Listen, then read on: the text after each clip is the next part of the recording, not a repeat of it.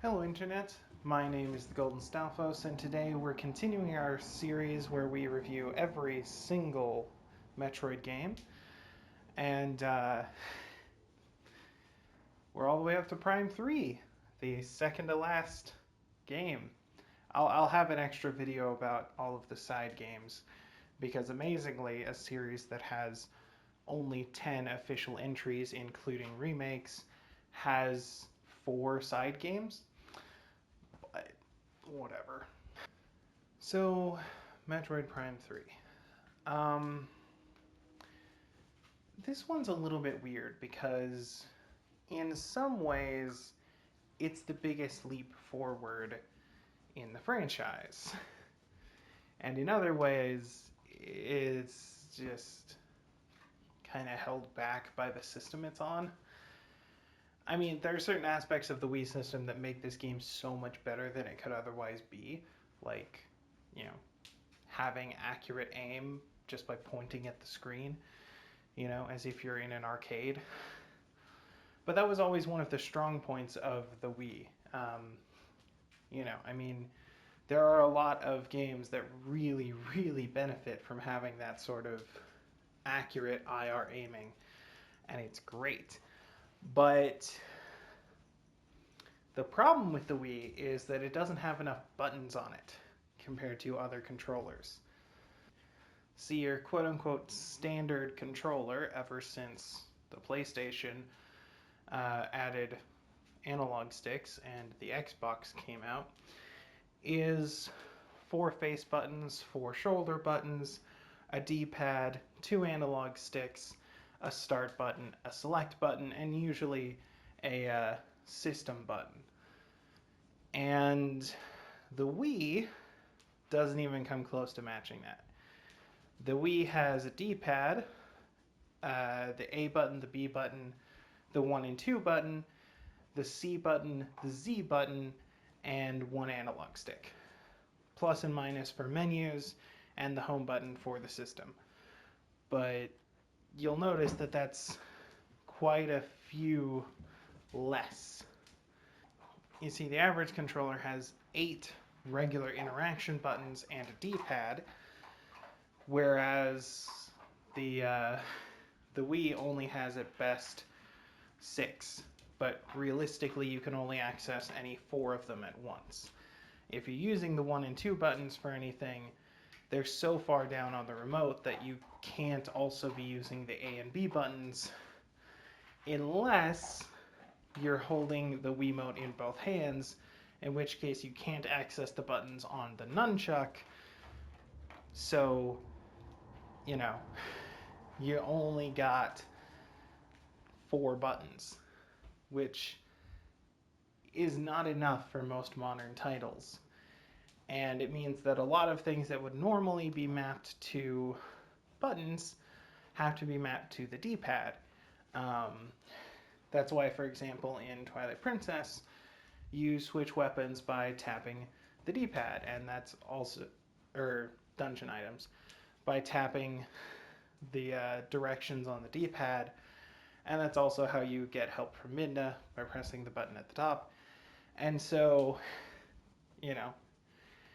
in Metroid Prime, they had previously had a system where the D-pad controlled your visor, and the C-stick, which was your second nubby, not quite functional analog stick, controlled your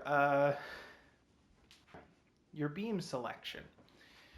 And then you had buttons for jumping, shooting, transforming into and out of a morph ball, a button for shooting a missile, and also because the aiming system, they needed a button for lock on and a button for free look. So, or aiming rather. And so, there was a premium on buttons. They also used the Z button as a map opening button because there isn't a select button on the GameCube controller. So when they went over to the Wii, they had a huge number of things to map, you know. They previously had 8 things just for selecting visors and weapons, and now they can't do that at all, right? Like all of those are gone because you need your one joystick for movement, and your D-pad has to be used for regular button things because otherwise you just won't have enough buttons. Um, they were able to cut out the aiming buttons because you can just point to aim, which is nice, but they still didn't have enough buttons to go around, you know? And it sucks. Um, so they had to compromise on their previous design philosophies. They compressed several things into each other. So now your grapple beam has a dedicated button, but it's also how you project energy, which was previously done with the wave beam, right? And your missiles become ice missiles, so you don't need an ice beam. And your regular beam just gets upgraded, so you never have to switch out. You just get a stronger and stronger beam that adds on the, oh, now it's plasma, oh, now it's the, whatever, and just goes up. And so it kind of relies on a system similar to what you saw in Super Metroid and the other 2D titles, where all the upgrades stack on each other. But they decided that we couldn't have a beam that is made of plasma and ice, even though they totally did that in other games. And so they moved the ice off to the ice missile the way they had in Fusion. And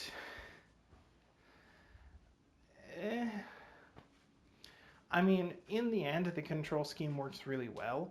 There's still a couple things that they couldn't map correctly, like they don't have a dedicated button for enabling hyper mode or scan mode, which they really should. I mean, realistically, since there's only those 2 extra modes, you should just have it set so that pressing right or left on the D-pad would trigger those modes. But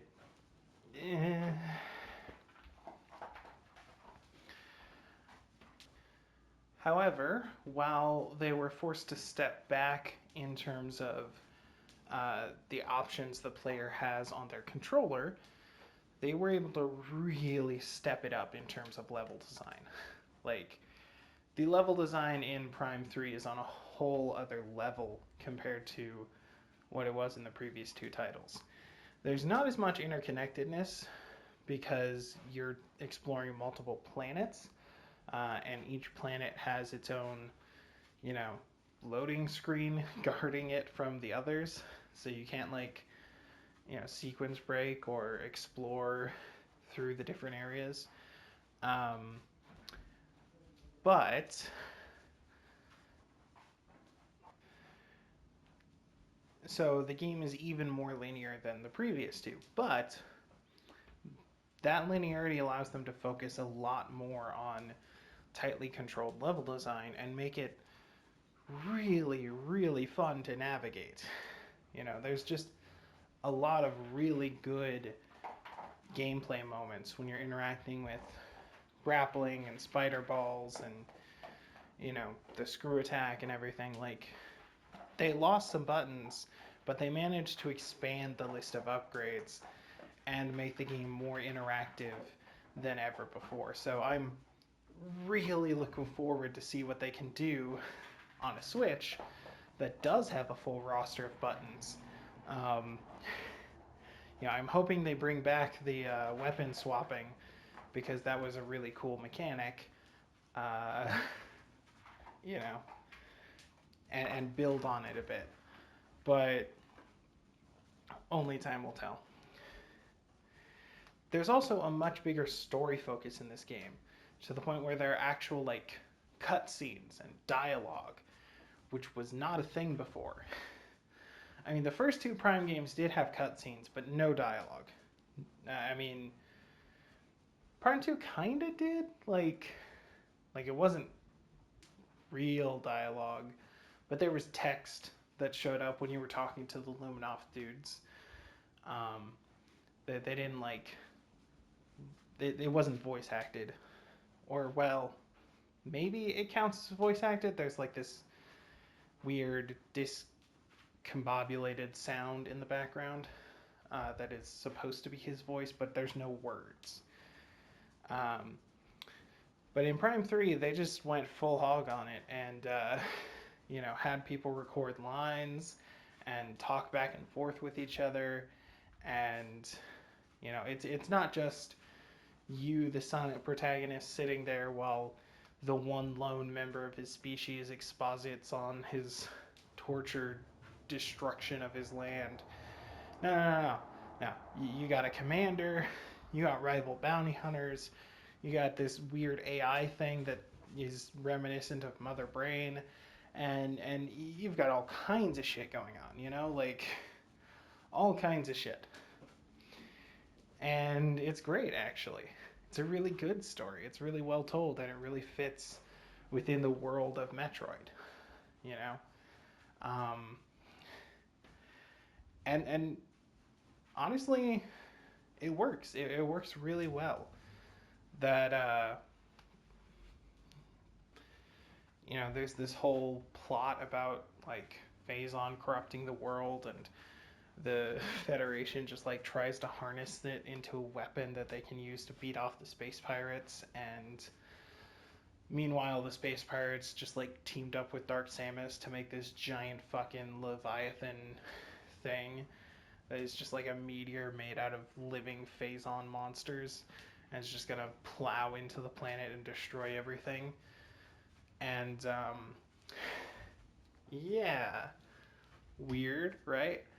But it works, and it sets up a really cool structure where you get to fight, some humanoid enemies, some robot enemies, some rival bounty hunters corrupted by Phazon.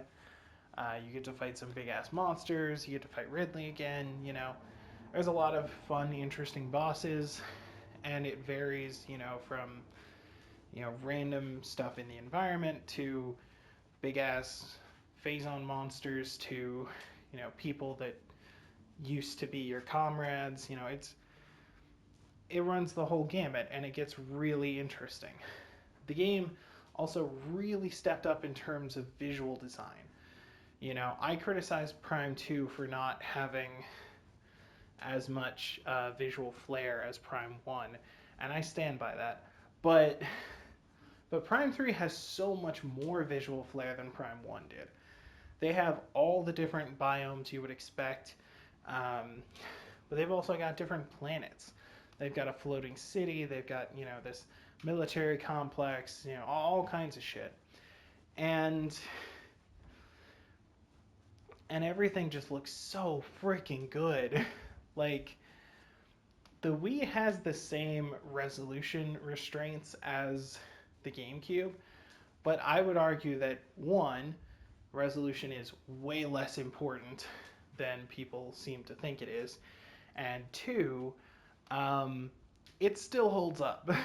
Like, I can sit down and play these games on my modern computer and still be fucking blown away.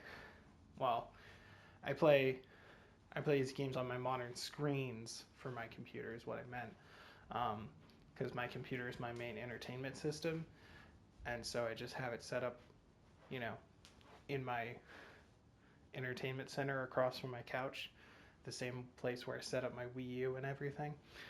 But looking at it on modern screens, it still holds up, and and it's so bright, and there's lots of bloom and all kinds of shit going on. Tons of unique enemies, tons of unique textures. The game just feels really fun to interact with and explore, and it looks really good to look at. And you're never like, visually confused about what it is you're looking at.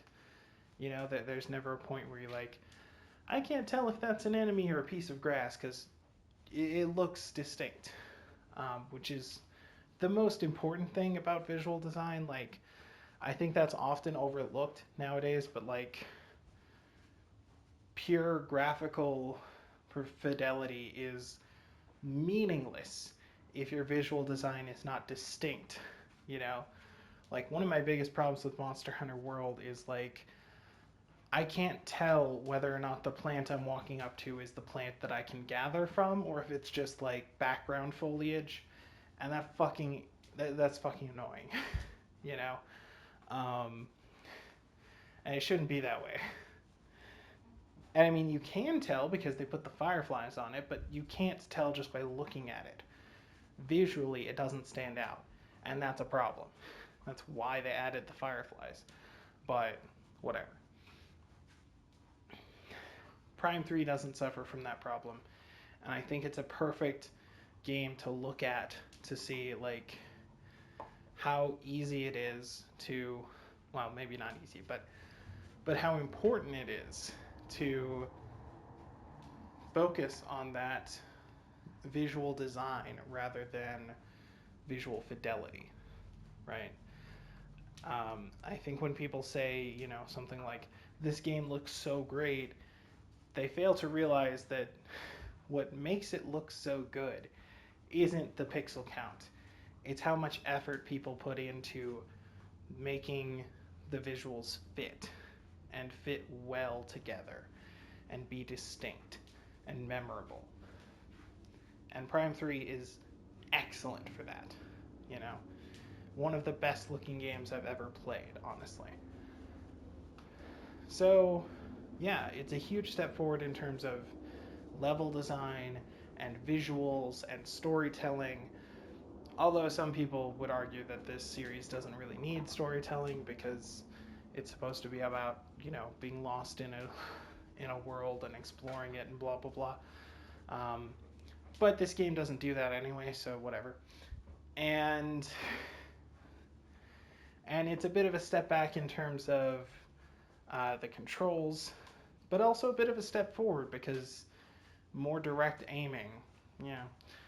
And yeah, it's just a really great game that maybe is marred by the system it's on, but is also maybe elevated by that system. Kind of depends on how you look at it. So, yeah, that's Metroid Prime 3. Go play it if you haven't. It's super worth it. And Wii systems are really cheap these days, like really cheap. So, do that. Thank you all for watching, and I'll see you in the next live. Laters. Hey, thanks for watching the video. If you have any things to say about it, leave those in the comment section. If you like the video, be sure to like, comment, subscribe, ring the bell, share the video, tell your friends, start a cult, sacrifice your firstborn and paint their skull golden. I don't know, not that last bit. No human sacrifices. I'm legally liable. No. None of that shit. But, you know, I got Facebook, Twitter, Twitch. I stream on Mondays. I also have a Patreon, but the obvious caveat with Patreon is you never donate to anyone unless you have money to burn. And if you have money to burn, then why not donate to a charity instead? I've got a few linked in my description at all times. I'm not affiliated with any of them, obviously, but yeah, I just thought they were cool, so, you know. Thanks for watching.